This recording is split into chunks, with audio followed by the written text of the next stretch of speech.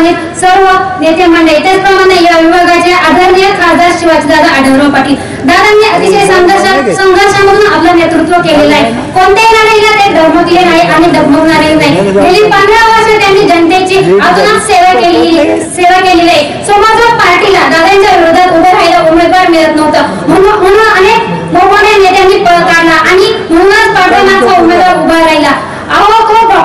तो माणसांचा डॉक्टर आहे की जनावरांचा डॉक्टर आहे हेच लोकांना माहिती नाही, असा उमेदवार पुढच्या पक्षाने आपल्याला दिलेला आहे. म्हणतात ना, 4 कोल्ह्यांच्या टोळ्या एकत्र आल्या म्हणजे जंगलाचा राजा बदलत नाही. जंगलाचा राजा वाघ होता आणि वाघच राहणार. शेवटी दादांचा हा विजय नक्कीच होणार आहे. दादा यावर्षी चौकात हा मारणारच आहे.